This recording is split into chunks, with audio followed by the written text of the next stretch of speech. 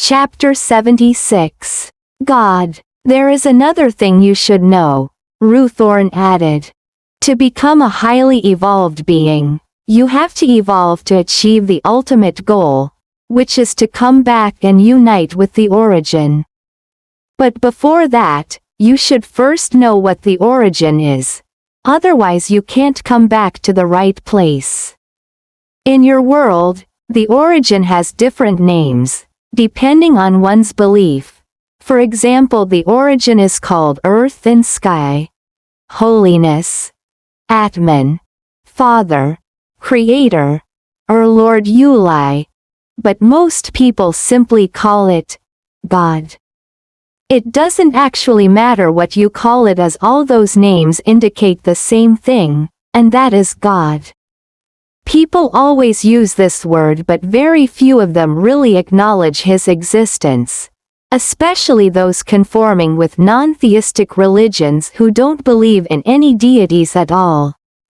However, the concept of not believing in deities isn't fundamentally wrong if the deities are depicted as beings like us. In the past, we went to your planet and manifested our superpower in order to convince people of our existence.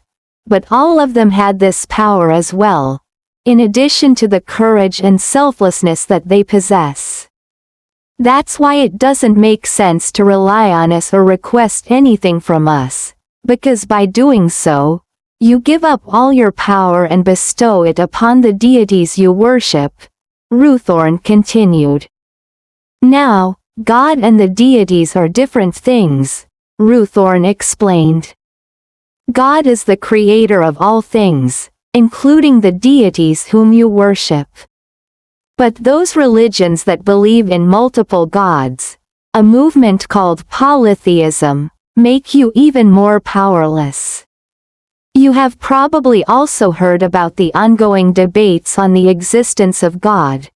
On the opposing side, you find atheists insulting believers as being credulous and irrational, while on the other side, you have theists promoting their God as the deity whom they could lean on to bring them happiness.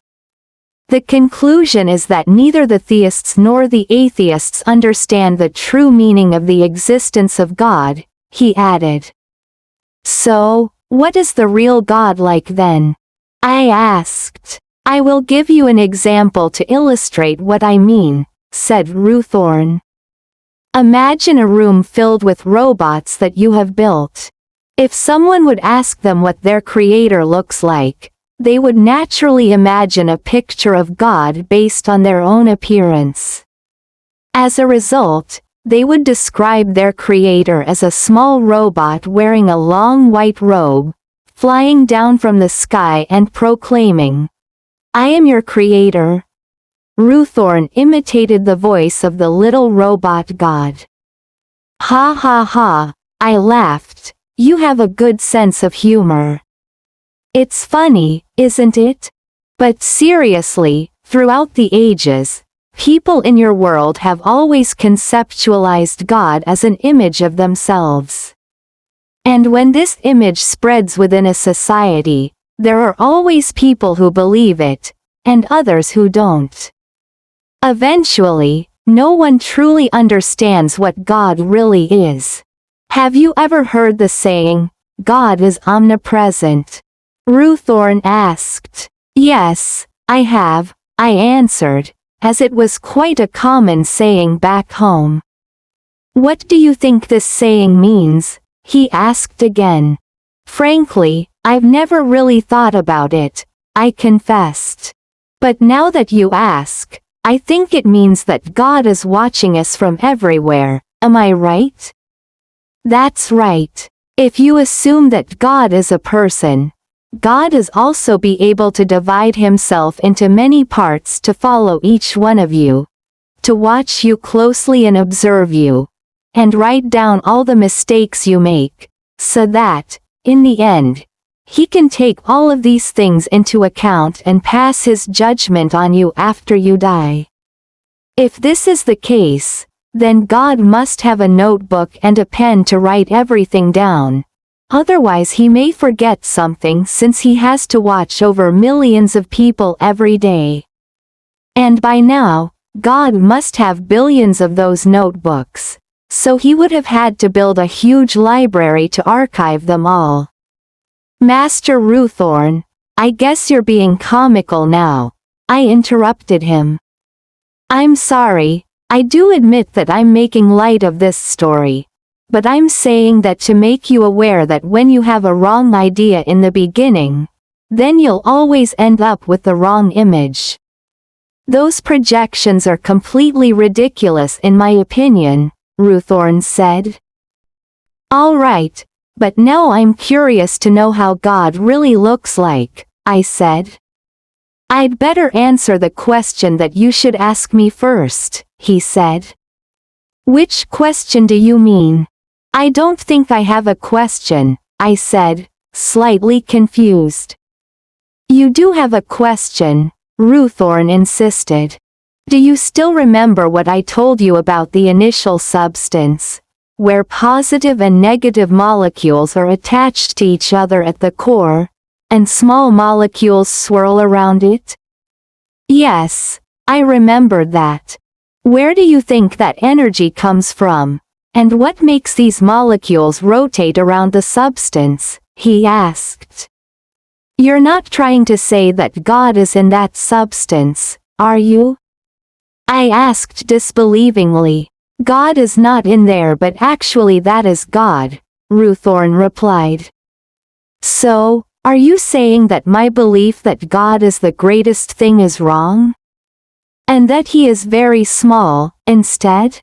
I asked. It makes no difference if God is the smallest or the greatest thing, as all small things combined to become a great thing, Ruthorn replied.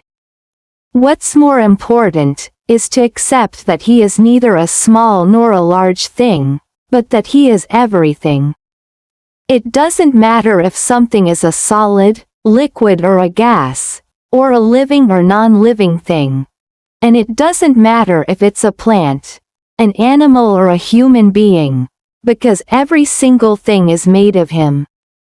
And this is the true principle that explains the identity of God, Ruthorn concluded.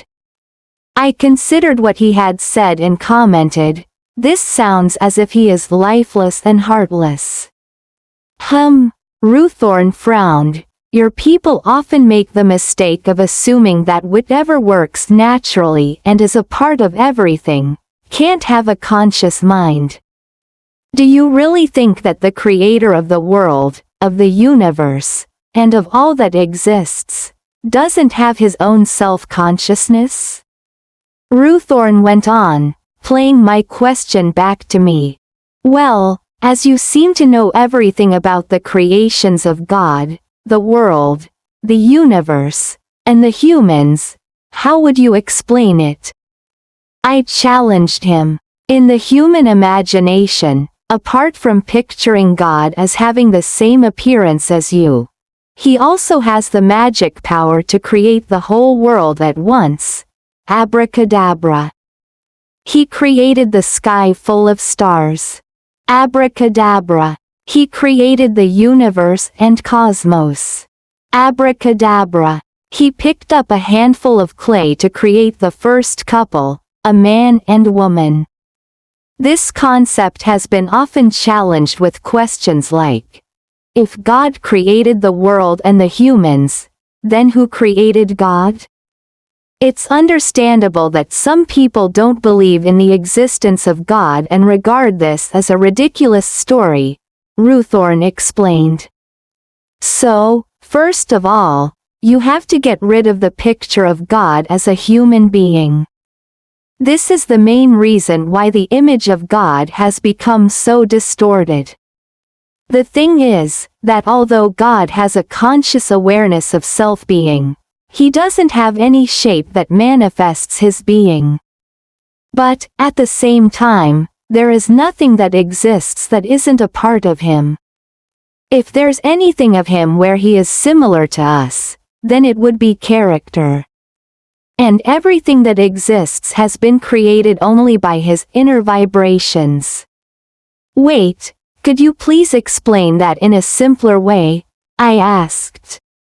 I don't quite understand. I'm sorry, I can't make it easier than this. Ruthorn apologized.